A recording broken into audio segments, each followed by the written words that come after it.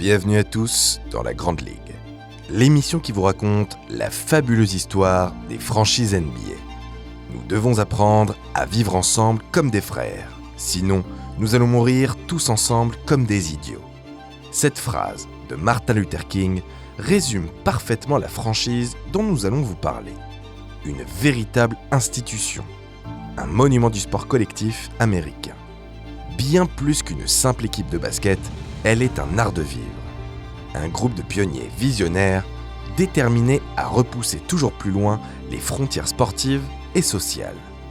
Le destin équivoque d'un collectif interdépendant uni dans le goût de l'effort et de la victoire.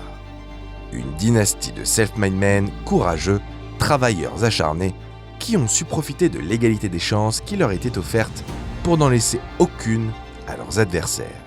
Aujourd'hui, on vous invite dans un voyage sans précédent à la découverte du mythe fondateur de la NBA, là où tout a commencé.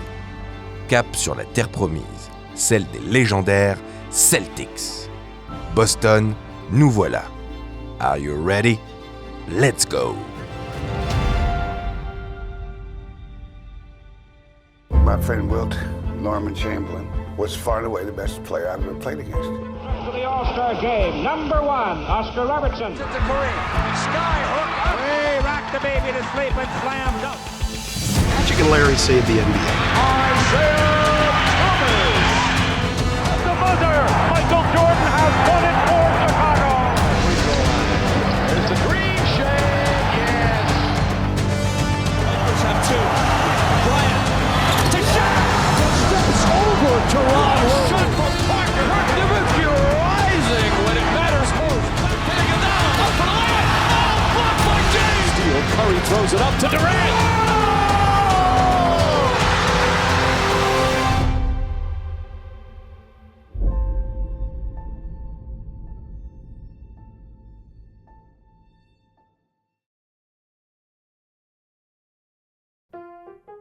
Notre histoire débute dans le Massachusetts, berceau des États-Unis et du basketball.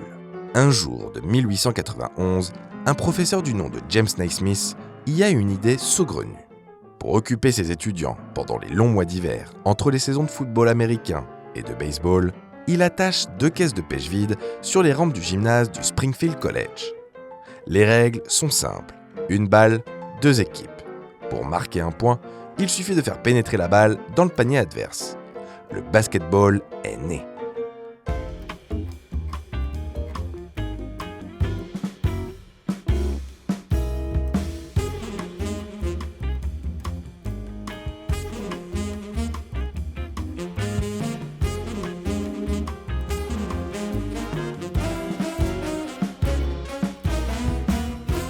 Un demi-siècle plus tard, à Boston, c'est le hockey qui passionne les foules. Le 7 avril 1946, les Bruins accueillent les Canadiens de Montréal pour le Game 5 des finales de la Coupe Stanley. Sur la glace, les locaux arrachent une victoire en prolongation, provoquant l'hystérie des 13 900 spectateurs présents au Boston Garden. Il s'agit là du dernier match de la saison disputé à Beantown. Habituellement, la salle ferme ses portes le temps de la trêve, en attendant que le hockey reprenne ses droits. Mais pas cette fois. Walter Brown, le propriétaire du Boston Garden, a un projet pour le moins ambitieux. Il souhaite créer l'équivalent basketballistique de la NHL. À cette époque, d'autres ligues, à l'instar de la NBL, existent déjà. Mais aucune ne dispose d'infrastructures dignes de ce nom. Remplir des arènes de plusieurs milliers de personnes avec du basket, l'idée peut sembler fantaisiste. Dans les faits, le succès populaire du National Invitation Tournament au Madison Square Garden de New York prouve que ce n'est pas impossible. C'est décidé. Brown et d'autres propriétaires de salles à travers le pays s'associent autour de Maurice Podoloff, le président de la Ligue américaine de hockey. Le 6 juin, un accord est trouvé. La Basketball Association of America voit le jour. Boston se dote immédiatement d'une équipe. Brown la baptise les Celtics. Un clin d'œil assumé aux Original Celtics, une équipe new-yorkaise très en vogue dans les années 20. Mais aussi et surtout, une référence à la communauté irlandaise majoritaire à Boston depuis l'arrivée massive des colons lors de la Grande Famine de 1845. Avec les New York Knicks, les Celtics sont la seule franchise originale de BAA à exister encore aujourd'hui. Pourtant, l'expérience aurait pu tourner court.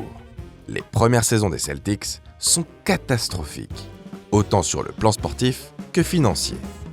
En 1949, quand la BAA fusionne avec la NBL pour donner la NBA, la franchise croule sous les dettes.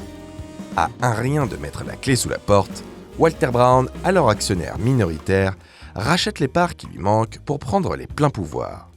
Sa première décision, débaucher un jeune entraîneur au caractère bien trempé, Arnold Jacob, dit Red Auerbach.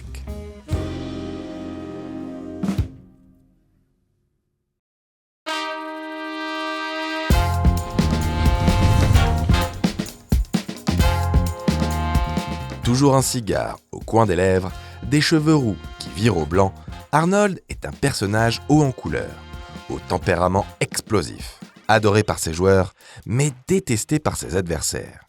Le genre d'entraîneur paternaliste à la fois tendre et exigeant, capable de vous passer une soufflante, puis de pourrir un journaliste qui oserait vous attaquer dans l'un de ses papiers.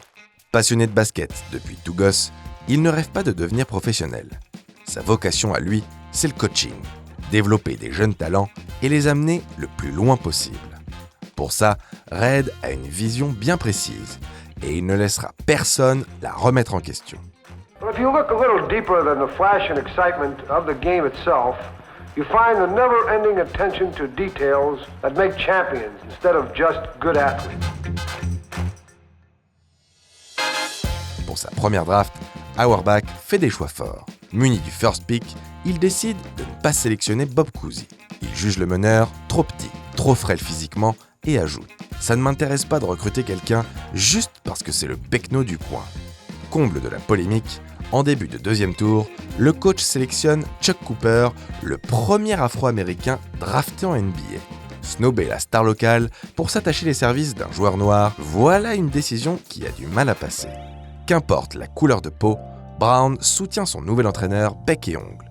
Je m'en fous s'il est rayé à carreaux ou à pois. Boston prend Charles Cooper de Duquesne. L'histoire aurait pu s'arrêter là, mais le destin en a voulu autrement. Drafté en 3e position par les Tri-Cities Black Hawks, Bob Cousy ne parvient pas à se mettre d'accord avec la franchise sur les termes de son contrat. Il signe alors aux Chicago Stags, mais l'équipe fait faillite avant même le début de la saison. Lors de la draft de dispersion, Cousy est finalement envoyé aux Celtics. Ironie du sort, Auerbach tient malgré lui son maître à jouer pour la décennie à venir. Fils d'immigrés français, Robert Joseph Cousy est un enfant à la timidité maladive, moqué pour son accent à couper au couteau. Joueur de handball à la dextérité hors norme, le Frenchie est repéré par le coach de l'équipe de basket de son lycée. En peu de temps, il devient le prospect le plus en vue du pays. Couz est le premier virtuose de la balle orange, un attaquant élégant et létal à la fois. Quand le handle de Kyrie Irving rencontre la vision de Magic Johnson, le tout en version old school. Ses tours de passe-passe lui valent le surnom de Houdini of the Hardwood quand il n'est pas carrément appelé Mr. Basketball. Avec le shooter Bill Sharman, il forme la paire d'extérieur la plus redoutable de toute la NBA.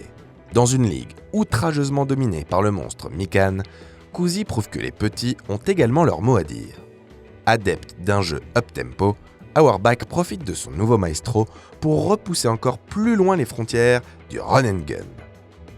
Plus rapide et plus spectaculaire, ce style flashy basé sur la contre-attaque détonne au sein d'une ligue peu glamour où les intérieurs sont rois. All-star indiscutable, Cousy porte chaque année les Celtics en play-off, où il bute tour à tour sur les Leipzig Boys, puis les Nationals de Dolph Schayes. Peut-être trop jeune et pas assez expérimenté, les Celtics manquent surtout d'un socle défensif solide. À trop attaquer, on en oublie parfois de défendre. Pour preuve, lors de l'exercice 54-55, l'équipe devient la première à inscrire 100 points de moyenne sur toute une saison. Une bonne nouvelle, sauf quand votre défense en concède 101 par soir. Auerbach doit réagir, sans quoi il peut dire adieu à ses ambitions de remporter le championnat.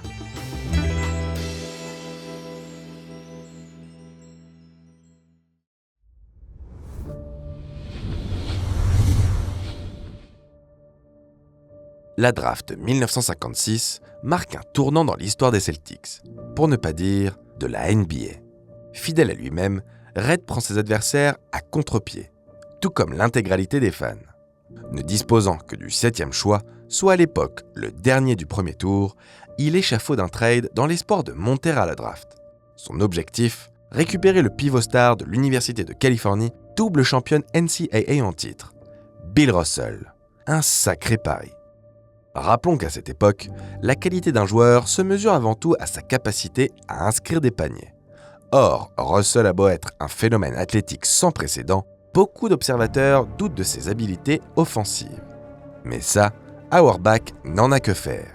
Lui cherche à consolider sa défense.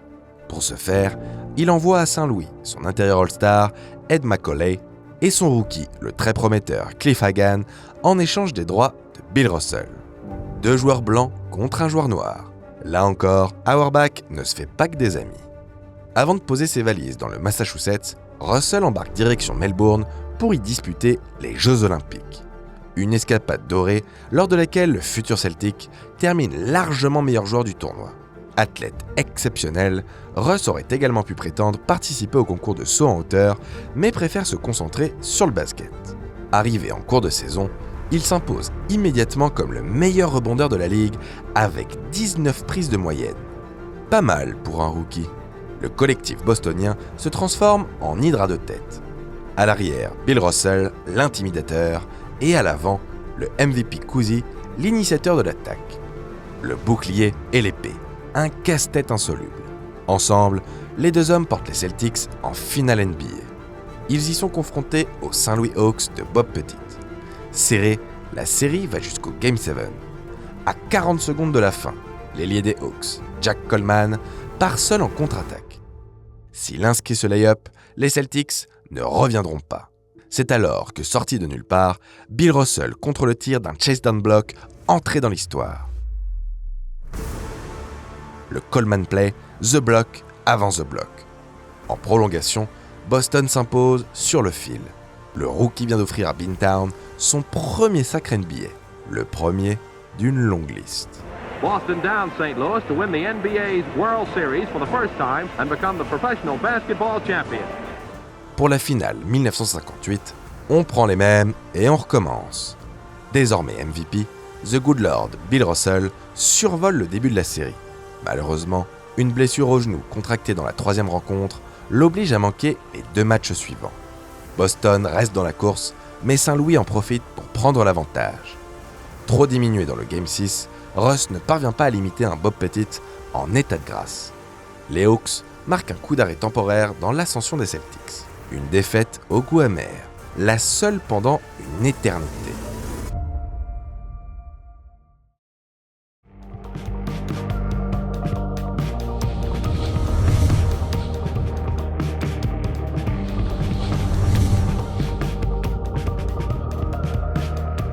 La saison 58-59 est le début d'une domination sans partage.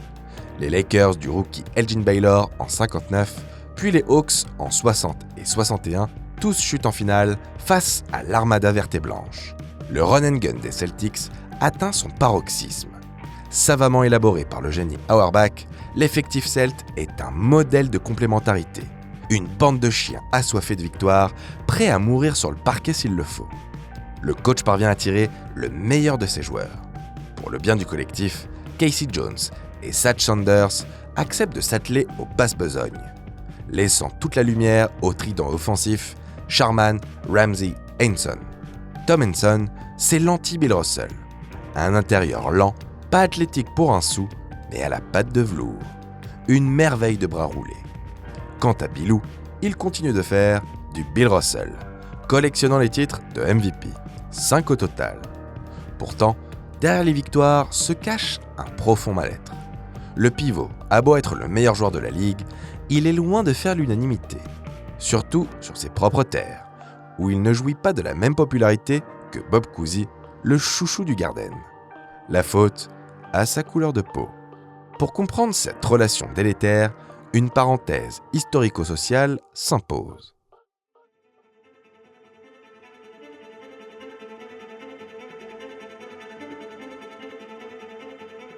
Au début des années 60, Boston voit son nombre d'habitants baisser drastiquement. Les Blancs de la classe moyenne quittent la ville pour s'établir dans les campagnes environnantes. Le prix de l'immobilier chute, attirant de nouvelles populations. De nombreux Afro-Américains en profitent pour venir s'y installer. À cette époque, la ségrégation est toujours en vigueur aux États-Unis. Les tensions raciales n'ont peut-être même jamais été aussi visibles que depuis la fin de la guerre de sécession. Dans ce paysage de racisme systémique, Boston a toujours eu une place très ambivalente. Un peu le « faites ce que je dis, mais pas ce que je fais » en matière de politique sociale. L'Athènes de l'Amérique est réputée pour ses libres penseurs et ses écrivains pères du mouvement abolitionniste, à l'instar de Samuel Sewall ou de William Ellery Channing. Parallèlement, la ville est également surnommée Puritan City. Ce puritanisme exacerbé fait partie de son ADN. Dès sa fondation par des calvinistes en 1630, Boston est pensée comme une colonie profondément intolérante. Même 300 ans plus tard, les fameux WASP, pour blancs anglo-saxons protestants, y sont encore largement majoritaires. Beaucoup d'entre eux s'inquiètent de l'arrivée massive d'une population afro-américaine, qui pourrait remettre en cause leurs privilèges. All I want is a seat in this school. Hey, nothing else. Let us go to our neighborhoods where our kids are safe. We want our kids safe. We want our children safe. And we never want them safe.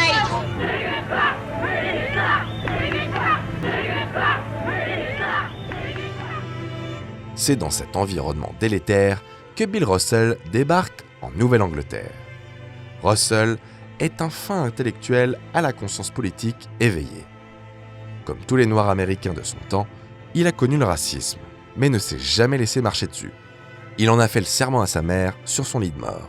Avant sa draft, le pivot de USF décline une proposition des Harlem Globetrotters à cause des préjugés raciaux de son propriétaire, Abe Saperstein. Russ refuse qu'on le traite juste comme un noir ou simplement comme un basketteur. Il veut être considéré comme un être humain à part entière. C'est ce qu'il séduit chez Red Auerbach. L'entraîneur sait voir au-delà de la couleur de peau de ses joueurs. En 1964, quand il aligne le premier starting five entièrement composé d'Afro-Américains, c'est uniquement dans un souci de compétitivité. De plus, Auerbach soutient ses hommes. En octobre 1961, les Celtics partent disputer un match d'exhibition à Lexington, dans le Kentucky. À cette époque, joueurs noirs et blancs ne sont pas logés à la même enseigne, les premiers se voyant régulièrement barrer l'accès d'hôtels et de restaurants interdits aux personnes de couleur. Ce jour-là, un serveur refuse de prendre la commande de Statch Sanders et Sam Jones. Ils en avisent Bill Russell, qui décide immédiatement de rentrer à Boston. Auerbach les comprend et accepte de les conduire lui-même à l'aéroport le plus proche. Le boycott de Lexington est l'un des nombreux coups d'éclat du Good Lord. Entre autres, Bill Russell organise une grande marche à Boston en faveur des droits civiques. En 1963, il est présent au deuxième rang lorsque son ami Martin Luther King prononce un discours devenu culte face au Lincoln Memorial. I am happy to join with you today in what will go down in history as the greatest demonstration for freedom in the history of our nation. 4 ans plus tard, au Cleveland Summit, il se tient aux côtés de Mohamed Ali et prend la parole en sa faveur. More than a baller jusqu'au plus profond de son être. Ce comportement passe mal auprès d'une partie de la population bostonienne, qui lui reproche de ne pas signer d'autographe ni de se montrer particulièrement chaleureux avec les fans. Certains lui envoient des menaces de mort ou taguent d'injures son domicile. Domicile cambriolé par ailleurs à plusieurs reprises, les voleurs allant même jusqu'à déféquer sur son lit. Mais même face à ce torrent de haine, Bill Russell reste droit dans ses bottes, fidèle à sa franchise et déterminé à faire perdurer la dynastie le plus longtemps possible. This is a manifestation of the fact that I actually tried to contribute to the society.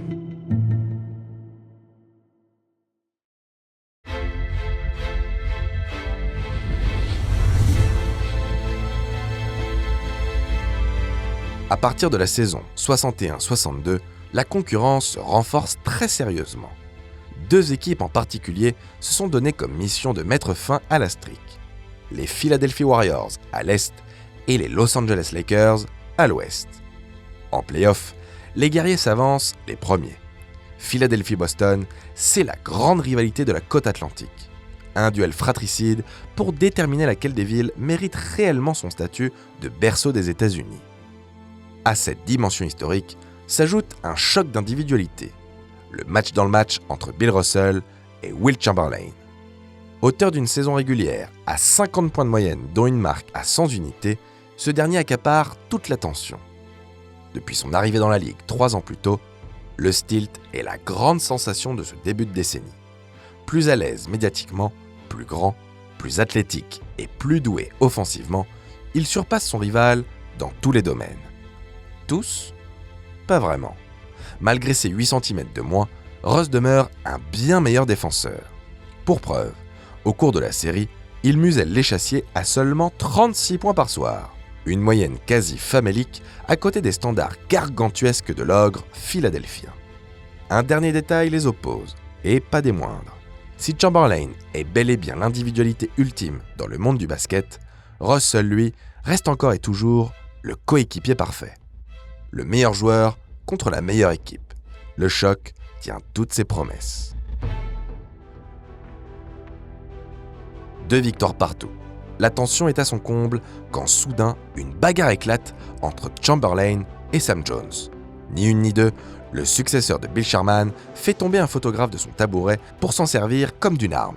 L'altercation tourne à la bagarre générale. L'incident ancêtre de The Brawl est aujourd'hui connu comme The April Stools Day. Les Celtics repartent avec la victoire, mais les Warriors égalisent dans la foulée. À 2 secondes de la fin du match 7, Sam Jones, encore lui, plante un game winner bien clutch sur la face du Stilt, avant de lui balancer un too late. Du trash talk comme on aime. Malgré une fin de rencontre controversée, Boston se qualifie pour sa 4e finale consécutive. Les Celtics y retrouvent de vieilles connaissances. En 3 ans, les Lakers ont beaucoup changé. Désormais basés à Los Angeles, les Purple and Gold du duo Elgin Baylor-Jerry West sont l'équipe qui monte. West est le premier à se mettre en évidence. Lors de l'ultime action du Game 3, Mr. Clutch intercepte une remise en jeu celte pour conclure seul en contre-attaque. 4 jours plus tard, pour le Game 5, c'est au tour de Baylor de sortir une performance légendaire. 61 points pour permettre aux Lakers d'être à un match du titre. Le tandem Russell-Sam Jones n'a pas dit son dernier mot. Les 2 hommes forcent le Game 7, au cours duquel les 2 formations se livrent un véritable mano à mano.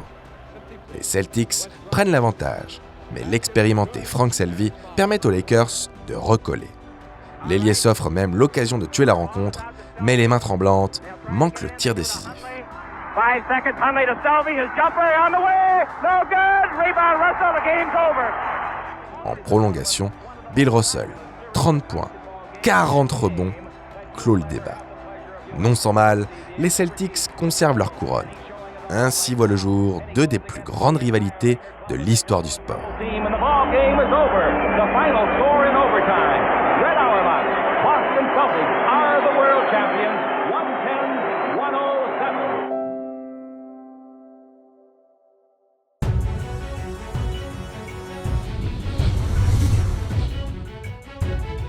Dans les saisons qui suivent, Philly et LA tentent en vain de mettre fin à la dynastie. Malgré les départs à la retraite des cadres de la première heure, Bob Cousy et Bill Sherman, l'effectif continue de performer. Autour de Bill Russell, de nouveaux talents émergent à l'instar de John Havlicek. Par sa polyvalence, Havlicek révolutionne le poste 3. Trop rapide pour la plupart des ailiers et trop imposant pour les arrières, Hondo, surnommé ainsi pour sa ressemblance avec John Wayne dans le film éponyme, est une anomalie, drafté à la fois en NBA et en NFL. Le genre de joueur sur lequel vous pouvez compter chaque soir et des 2 côtés du terrain. Une pile électrique inépuisable. Malgré son talent inné, le jeune 6e homme ne rechigne pas à la tâche. Discret, sympathique et énorme bosseur, John fait l'unanimité. Apprécié par ses coéquipiers et respecté par ses adversaires. Sortir du banc ne lui pose aucun problème. ce qui ne l'empêche pas d'ailleurs de se montrer décisif lors de la campagne 1965. De retour à Philadelphie après le déménagement des Warriors dans la baie, Wilt se dresse une énième fois sur leur route. En finale de division, les nouveaux Sixers poussent les Celtics à livrer un Game 7, un de plus. Inarrêtable, Monsieur 100 points score à tout va. Pourtant, alors que la série touche à son dénouement, ce sont bien les hommes en vert qui mènent d'une petite longueur. 110 à 109. Sauf coup de théâtre, Boston va s'imposer. C'est alors qu'un fil tendu derrière le panier gêne Bill Russell sur la remise en jeu. Perte de balle. Le destin offre à Philly une dernière munition. Après tant de désillusions, l'heure de gloire du Stilt est enfin arrivée. C'est sans compter sur John Havlicek. Hondo lit la trajectoire de la passe en direction de Wilt et l'intercepte. Pour le reste, les images parlent d'elles-mêmes. Greer's putting the ball on a play. He gets it out deep, and Havlicek steals it. Over the stand goes. Havlicek stole the ball. It's all over. It's all over. Johnny Havlicek is being mobbed by the fans. Johnny Havlicek stole the ball. En finale, les Lakers, privés d'Elgin Baylor blessé, ne font pas le poids. Les Celtics ont eu chaud, mais s'en sortent encore. Plus pour longtemps. Un an plus tard, au même stade de la compétition, Boston s'incline en prolongation dès le Game 1. Dans l'espoir de faire réagir ses joueurs, Auerbach leur annonce que peu importe le résultat de cette série, ce sera sa dernière sur le banc. Message reçu. Les Celtics s'adjugent les 3 rencontres suivantes. Au pied du mur, les Angelinos, cette fois au complet, sonnent la révolte. Le duo Elgin Baylor-Jerry West donne tout dans la bataille et arrache le Game 7. L'ultime rencontre s'annonce électrique. Profitant de la fatigue de leurs adversaires, Ross et sa bande creusent rapidement une avance confortable, à tel point que la foule du Boston Garden n'attend pas la fin du match pour envahir le terrain. Pourtant, elle aurait tort de vendre la peau de l'ours avant de l'avoir tué. Petit à petit, les Lakers comblent leur retard. Plus que 2 points quand vient la dernière possession. Alors, peut-être ? Non. Le miracle n'a pas lieu. Le basket est un sport qui se joue à 5 contre 5 et à cette époque, les Celtics gagnent toujours à la fin. Sur le banc, Red Auerbach peut s'allumer un cigare bien mérité. Son trash talking à lui. Fred Chauce, le coach des Lakers, déclare « Je respecte Red Auerbach en tant que coach, mais j'aurais adoré lui avaler son maudit cigare. » Red passe le relais à Bill Russell, le seul qu'il estime apte à poursuivre la dynastie. Le père de la défense devient le premier head coach noir de la NBA. Il commente « On ne m'a pas offert le travail parce que je suis un nègre.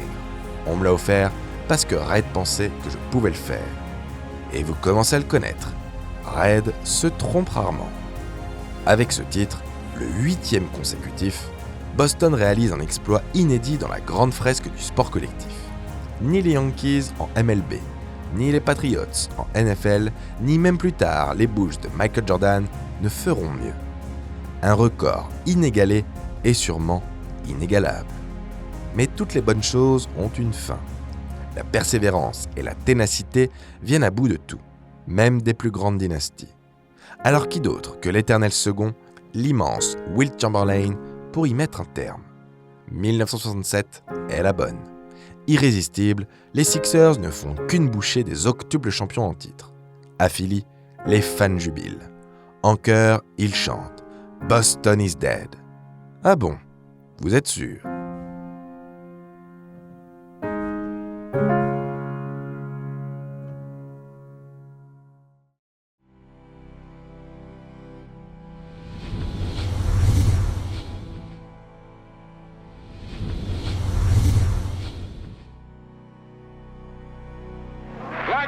I would like to live a long life. Longevity has its place. But I'm not concerned about that now. I just want to do God's will. NBC interrupts its regular program schedule to bring you the following special report. Martin Luther King Jr. was killed tonight in Memphis, Tennessee, shot in the face as he stood alone on the balcony of his hotel room. Le 5 avril 1968, les deux franchises se retrouvent pour en découdre en finale de division. La veille, à Memphis, le docteur Martin Luther King est assassiné 2 jours après avoir prononcé son discours le plus poignant.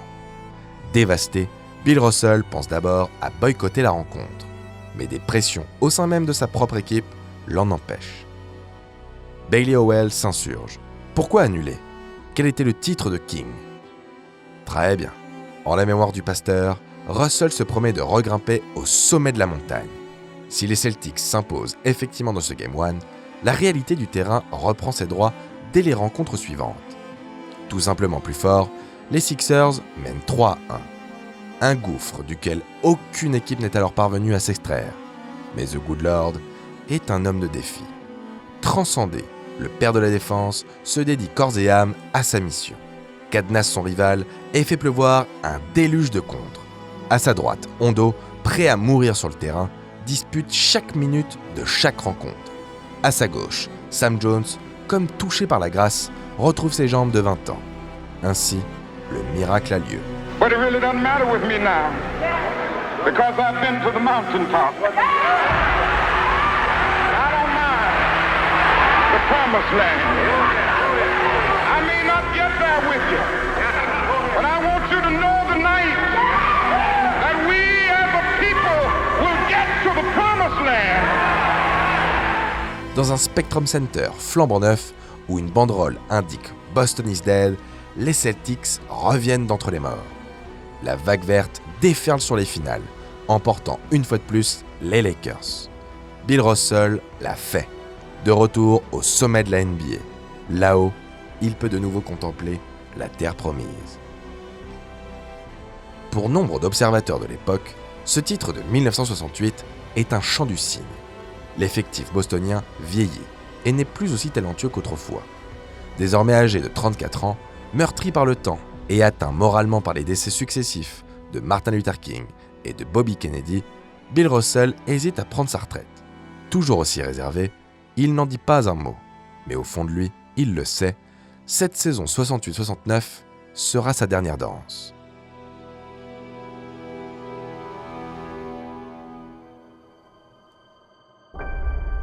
Auteur d'une saison régulière moyenne, les Celtics accrochent la dernière place qualificative à l'Est. Pourtant, de manière inattendue, les vieux Celtes font tomber leurs prétendants 1 à 1.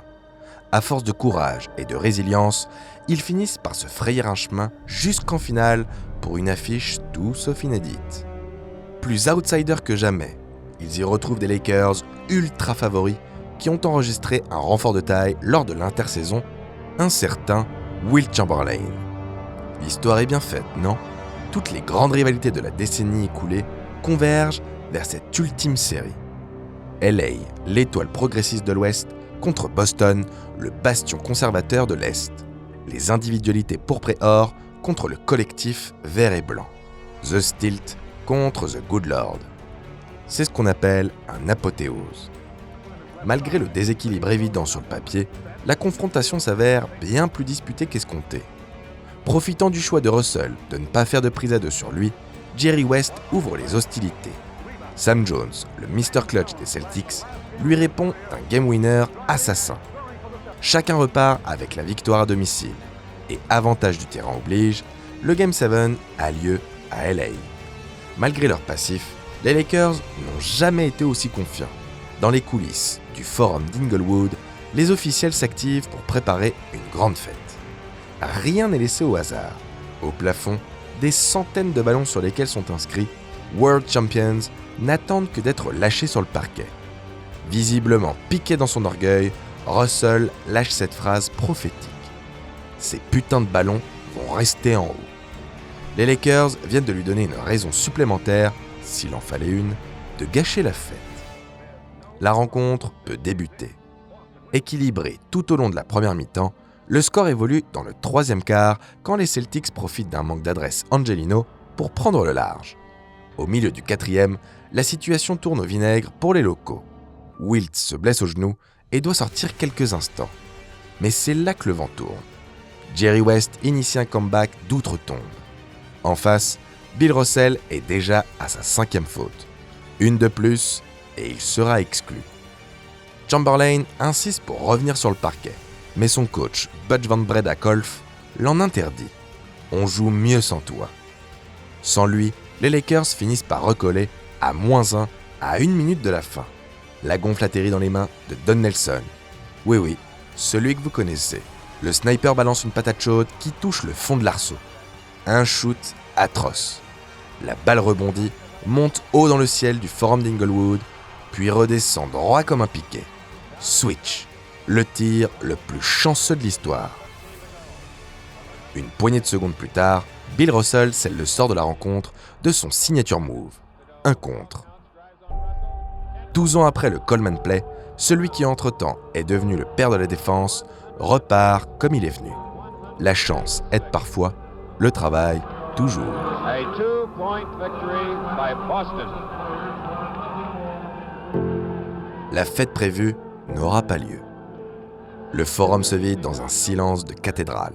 Malgré la défaite, Jerry West se voit attribuer le premier MVP des finales, une récompense qui portera bientôt le nom de Bill Russell. Au nez à la barbe de leurs rivaux, les Celtics soulèvent leur 11e trophée, le plus difficile à aller chercher, mais aussi le plus beau. Au micro d'ABC, l'entraîneur-joueur tombe le masque pour la première fois. Chris, I'm here with Bill Russell. Bill, this must have been a great win for you. Exactly.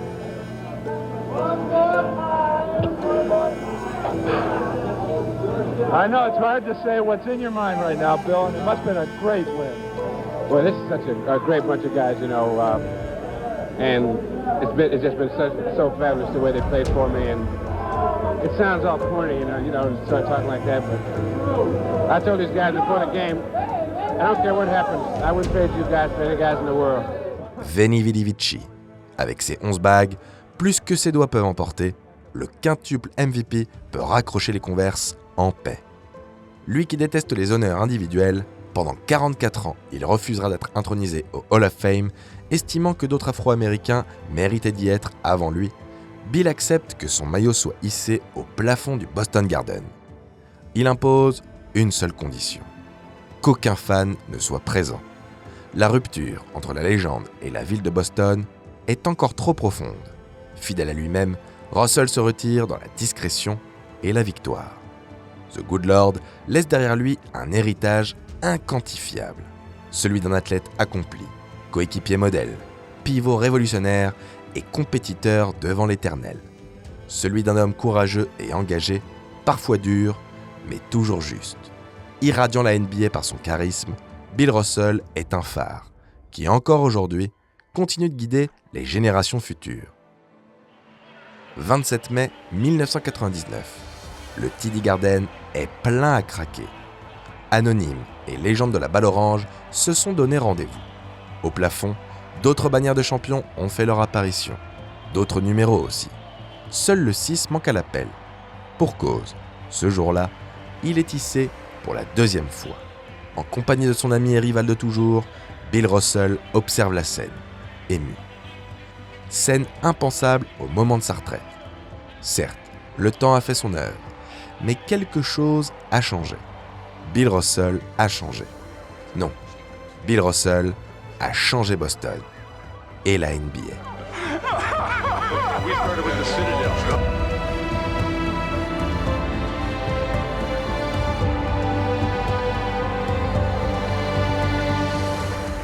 How much respect I have for you guys, because you did it in your own time and your own way, and I appreciate that, and made me proud to have played the same game as you guys.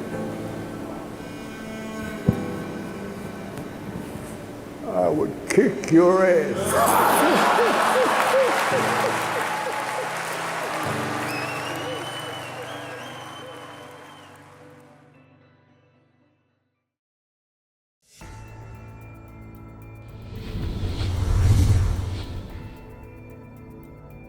Russ parti, Tom Henson lui succède sur le banc.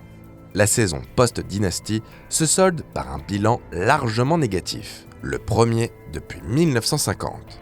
Autant dire une éternité. Le Boston Globe va même jusqu'à écrire que sans Havlicek, l'équipe n'aurait sûrement pas gagné plus de 10 matchs. Désormais GM, Red Auerbach a du pain sur la planche. Tout est à reconstruire. Pour cela, le légendaire coach au cigare peut compter sur son flair à la draft. En 2 ans, Auerbach sélectionne successivement Jojo White puis Dave Cowens. Le premier est un meneur élégant, grand, altruiste, bon défenseur et à la mécanique de shoot irréprochable. Le package complet. Le second, lui, est un intérieur sous-dimensionné, mais dur au mal, un véritable acharné du rebond. Cowens est le monstre oublié des 70s. Un joueur au QI basket largement supérieur à la moyenne, capable de fluidifier une attaque et de shut down le pivot adverse en défense. Karim Abdul-Jabbar, Bob Lanier, Willis Reed, Bob McAdoo, Dave les a tous défiés les yeux dans les yeux. Et la plupart du temps, c'est lui qui ressortait vainqueur. Dès 1972, les Celtics sont de retour en play-off. Ils atteignent même la finale de conf, mais s'inclinent face aux Knicks, champions 2 ans plus tôt. Un bizutage somme toute basique. L'année suivante, grâce au renfort de l'excellent défenseur Paul Silas, les Celtics reviennent encore plus forts. Ils survolent la régulière, établissant au passage un bilan record de 68 victoires pour 14 petites défaites. Encore aujourd'hui, le meilleur de la franchise. Dave Cowens est même élu MVP. Championship is coming.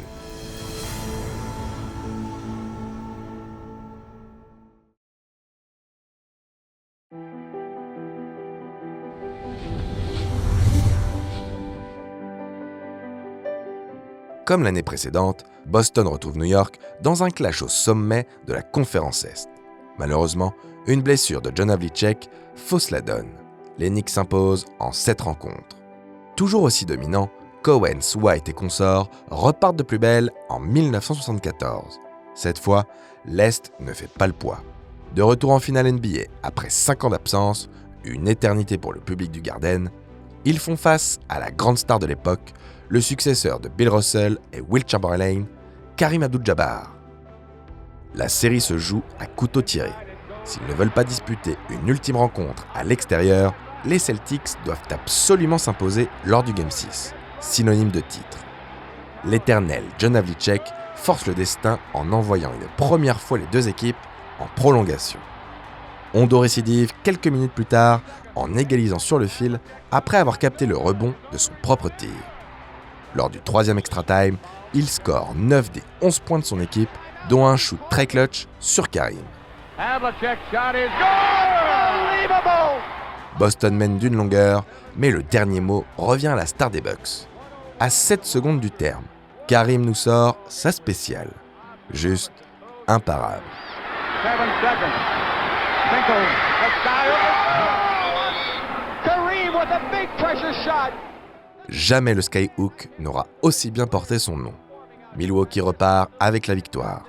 À ce moment précis, personne ne donne cher de la peau des hommes en vert. Et pourtant, le Game 7 est à sens unique. Cowens marche sur l'eau. Havlicek est nommé MVP des finales et de manière inattendue, Boston retrouve sa couronne. Cette équipe glane une seconde bague 2 ans plus tard face au surprenant Phoenix Suns. Furieux d'avoir manqué le tir du titre lors du fameux Game 6 en 1974, Jojo White prend la série à son compte. C'est ce qui s'appelle exorciser le sort. It has come to an end and the Boston Celtics have won their 13th NBA championship.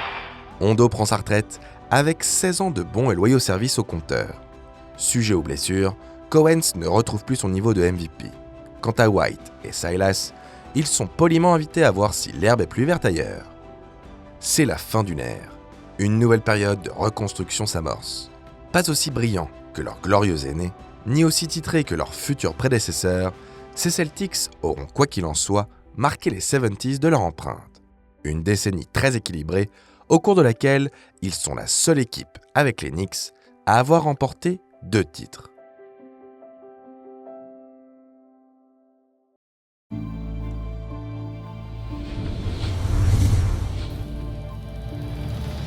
Draft de 1978. Les Pacers sélectionnent en 3e position. Logiquement, leur choix doit se porter sur l'ailier des Sycamores d'Indiana State. Cependant, il décide de faire l'impasse. La star locale souhaite honorer sa dernière année à la fac, une condition inenvisageable pour la franchise. Le malheur des uns fait le bonheur des autres. Tombé en 6e position, celle des Celtics, Red Auerbach tente le pari. Persuadé qu'un ailier ne peut pas dominer un match, au contraire d'un pivot ou d'un meneur, il accepte pourtant de lui offrir un contrat de $650 000 par saison, un record. On ne passe pas à côté d'un tel diamant brut. À première vue, le joueur en question ne paie pas de mine. Tignesse blonde, moustache adolescente, air renfrogné, physique filiforme et main cailleuse, il semble tout droit sorti d'un champ de maïs. Difficile d'imaginer ce paysan en future star de la NBA. Mais les apparences sont parfois trompeuses. Son nom, Larry Bird.